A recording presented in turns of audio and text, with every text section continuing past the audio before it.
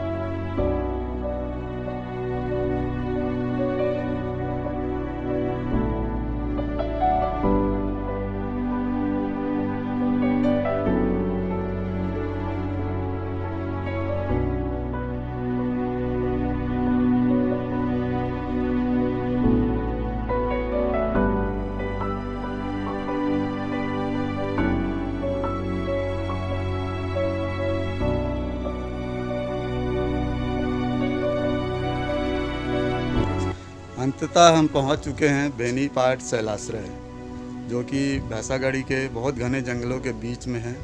और इस स्थान की मान्यता माँ बेनीपाट के रूप में भी है। यहाँ पर एक देवी की मूर्ति, बहुत सुंदर मूर्ति स्थापित है।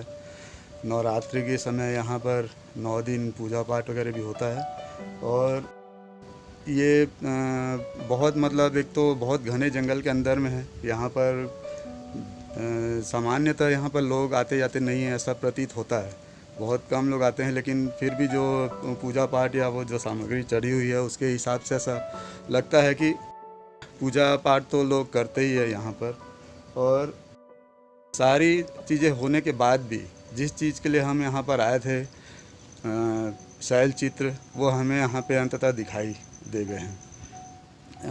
यहाँ पे अगरबत्ती या किसी भी चीज़ के धुएं जैसी कोई भी चीज़ होने के बाद भी यहाँ पर शैल चित्र दिखाई देते ही हैं।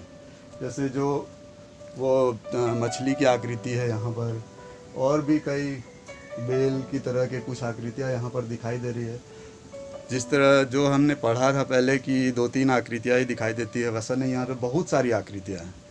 कुछ सफ़ेद टाइप की है ऊपर में, और यहाँ पे नीचे में गेरुए रंग की है और बहुत स्पष्ट है।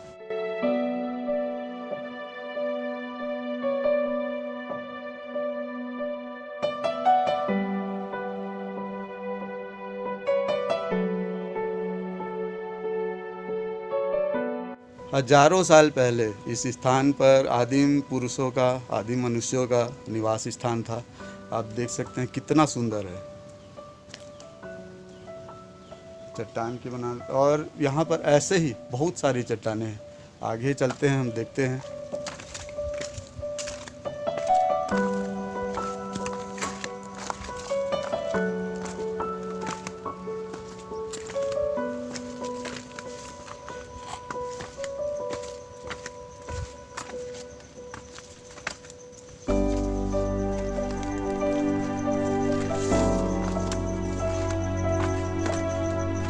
इधर से पूरा नीचे जंगल है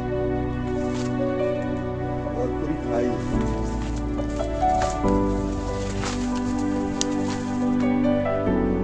पूरी खाई है और मंदिर जाने का रास्ता ही यहाँ पर है, बेनीपाट मंदिर।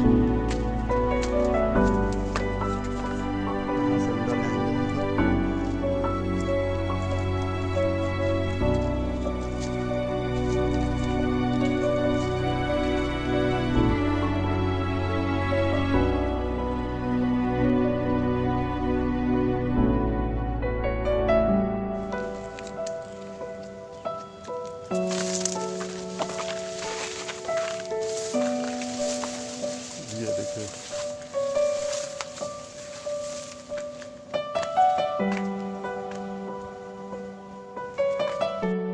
इसकी आकृति शेषनाग के समान है और इसीलिए इस चट्टान का नाम शेषनाग यहाँ पर लिखा हुआ है। ये और चट्टानें,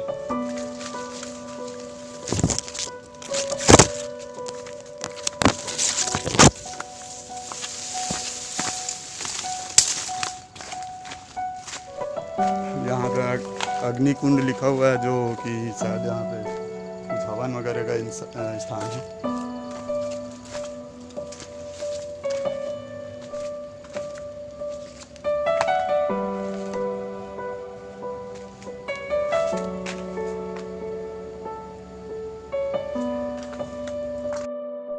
ये पूरी तरह से प्राकृतिक है और बहुत ही सुंदर है।